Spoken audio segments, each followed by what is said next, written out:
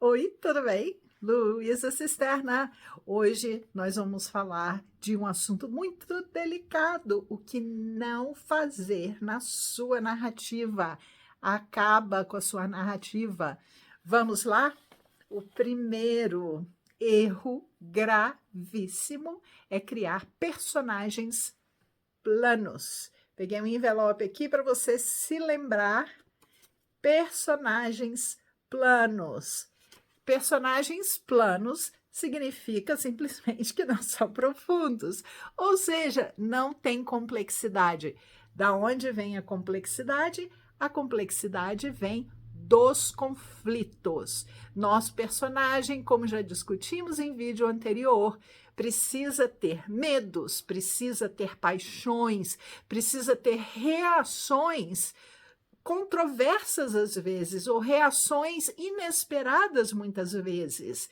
Isso vai gerar no personagem aquela humanidade. O personagem plano, ele não tem nada disso, ele só vai indo conforme a história vai se desenvolvendo, ele vai indo, acontece uma coisa, acontece outra, são mais ações e fatos acontecendo, situações acontecendo, do que o personagem mergulhado naquelas situações, naqueles acontecimentos, reagindo a eles, chorando, ou rindo, ou se descabelando, ou lá dentro refletindo: onde foi que eu errei? Por que que isso está acontecendo? A gente precisa evitar os personagens planos como envelopes, planos como é que chama? Cartolina. Outra coisa que a gente precisa evitar são os personagens perfeitos. A gente corre um risco muito grande na ficção cristã, porque a gente tem o nosso padrão, que é Cristo. E aí a gente quer colocar o nosso personagem como se já estivesse quase ali alcançando. A gente sabe que não vai alcançar. Mas porque o personagem é plano, também pode dar essa impressão de que ele é perfeito, porque não estamos trabalhando aqueles conflitos. E muitas vezes a gente quer colocar muitas características positivas no personagem. O personagem não erra, o personagem não fala coisa errada, não era errada, o personagem só tem reações extremamente sábias, ele nunca é tolo. Então, percebendo como essa questão do personagem ser plano e ser perfeito é basicamente a mesma coisa? Para os personagens principais, a gente precisa dessas camadas e a gente precisa eliminar a perfeição. Outro erro que a gente comete, que pode cometer, são conflitos sem propósito. De repente, a gente está trabalhando uma sequência de fatos e a gente não sabe o que vai fazer porque a história está se arrastando, está se arrastando, está se arrastando. A gente, bom, vou colocar isso aqui, ó. Fulano morreu de repente, sem mais nem menos. O personagem principal ficou doente ou foi atropelado.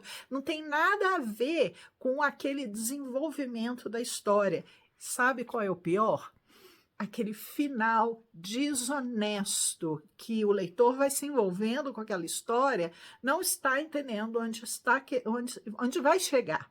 E, de repente, tem uma revelação assim, surpresa do nada. As revelações surpresas, elas precisam ser anunciadas. Essa vai ser uma outra lição. Isso aí se chama foreshadowing, que é a gente dando dicas que alguma coisa vai acontecer. Nunca coloque uma coisa acontecendo grandiosa, uma situação complicada, algum conflito muito denso, sem antes ir anunciando que isso vai acontecer. O leitor tem que ler aquilo e depois pensar: é verdade, eu estava percebendo que alguma coisa ia acontecer. Então, conflito sem propósito, ó, tira fora. Outra coisa importantíssima que a gente tem que se lembrar tem a ver com a perfeição. São aquelas falas, aqueles diálogos onde todo mundo é doce, onde todo mundo é educado, onde todo mundo é amoroso, todo mundo se trata assim com maior, sabe, fofice e fofices e mais fofices. Não sei, na minha casa não é assim.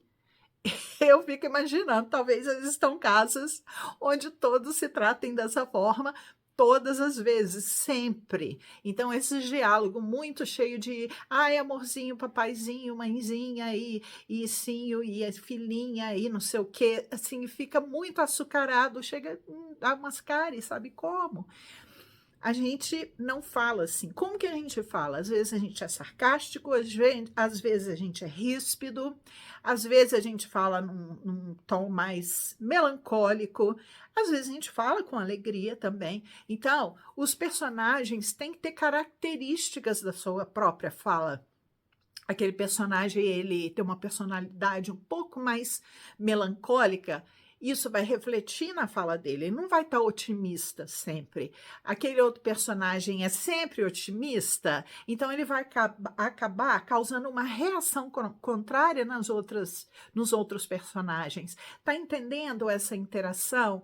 Não, por favor, capriche nos diálogos, a gente vai fazer aqui um vídeo só sobre diálogos, isso aí dá também muitas lições importantes que a gente tem que estar aprendendo.